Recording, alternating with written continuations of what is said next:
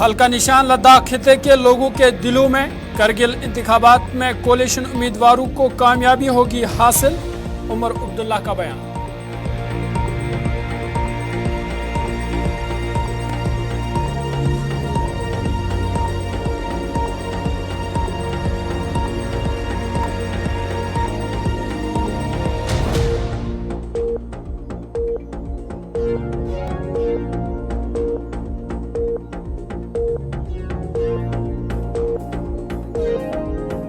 के अंदरूनी सड़कों पर तारकोल बिछाने का काम जारी। लोगों की दरीना मांग हुई पूरी। इंतजामिया ने फंड्स वागुजार करने पर एलजी इंतजामिया का शुक्रिया किया अदा।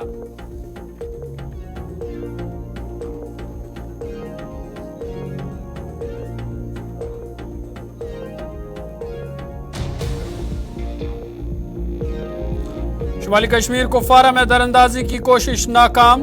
2 दरअंदाज हलाक। बड़ी मिकदार में असला व गोला बारूद बरामद। पुलिस।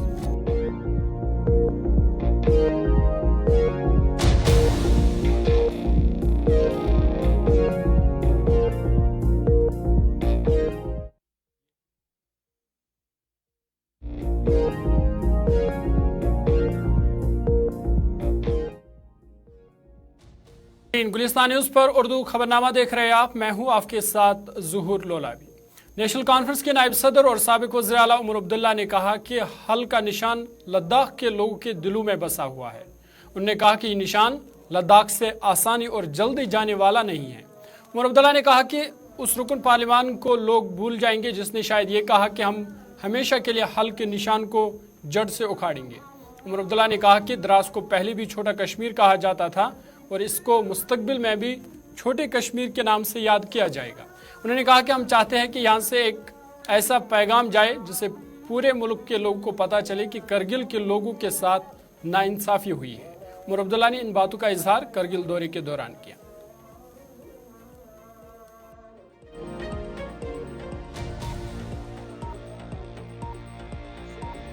लद्दाख से एनसी को खत्म करने की कोशिश जरूर की गई, दावा भी किया गया।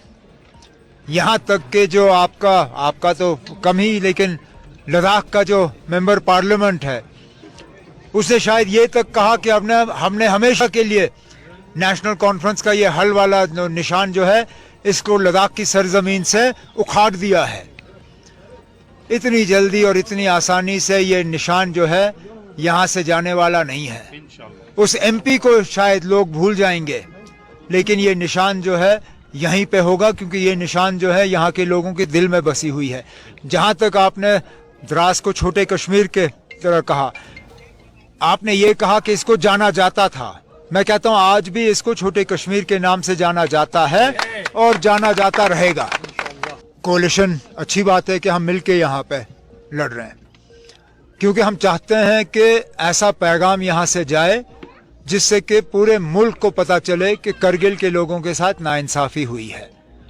और जो हमें श्रीनगर में बैठ के रिपोर्ट्स आ रही हैं वो ये आ रही हैं कि बहुत ही बेहतरीन कामयाबी इस कोलिशन के उम्मीदवारों की होगी, इसलिए ये घबराए हुए हैं।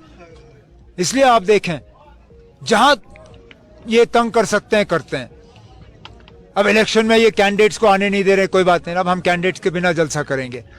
ये सिक्योरिटी नहीं लाने देते हैं, चले अब हम सिक्योरिटी के बिना भी कर लेंगे। अगर ये हमें यहां भी आने नहीं देते तब भी टेलीफोन के जरिए हम अपना कैंपेन करके कामयाबी इस इलेक्शन में हासिल करते, क्योंकि इन लोगों के लिए जो है आज कोई बात करने के लिए तैयार नहीं है। आपने कहा कि सिक्योरिटी वापस की गई, तो मैडम अब ये इसके क्या कहते? मुझे कोई गम नहीं है ना, हालात है ऐसे, और जिनके साथ लोग हों और जिनका पूरा भरोसा अल्लाह ताला पे हो, उनको सिक्योरिटी के बारे में ज्यादा गम नहीं है। मैंने कभी इस चीज की परवाह नहीं की, आज भी नहीं करता हूं।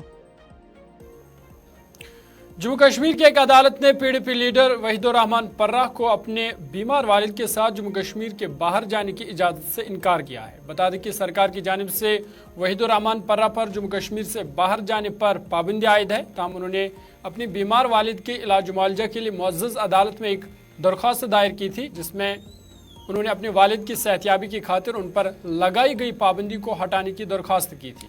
ताहम अदालत ने दरख्वास्त को ये कहकर मुस्तरद कर दिया कि उन्हें यूटी से बाहर जाने के लिए 1 साल की इजाज़त नहीं दी जा सकती।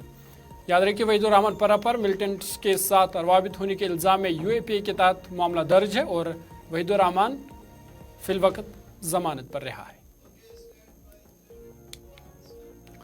जैन के non gazetted electrical employees association ने श्रीनगर में एक प्रेस कॉन्फ्रेंस का इनेकाद किया, जिस दौरान उन्होंने तमाम आर्जी डेलीवेजर्स और पार्ट टाइम डेलीवेजर्स को सीनियरिटी लिस्ट में शामिल करने का मुतालबा किया। उन्होंने कहा कि आर्जी डेलीवेजर 20-25 सालों से मामूली तनख्वाह पर काम कर रहे हैं, उन्हें मुस्तकिल किया जाए ताकि उनकी मुश्किलात दूर हो सके।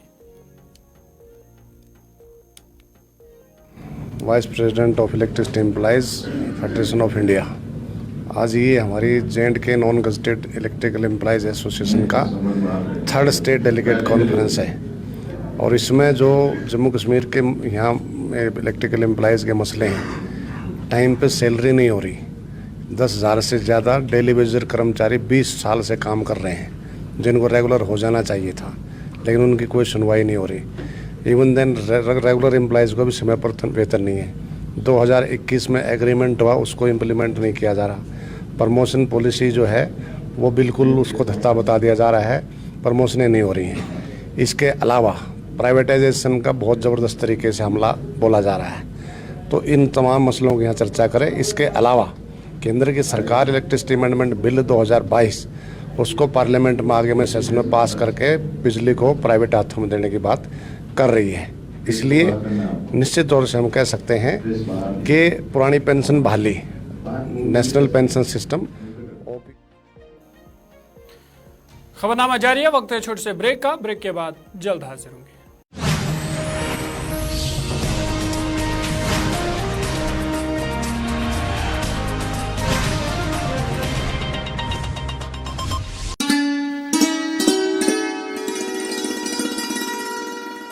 हाँ जी मिस सानिया, कहाँ पहुंचा काम? सर बस ऑलमोस्ट कंप्लीट ही हो गया।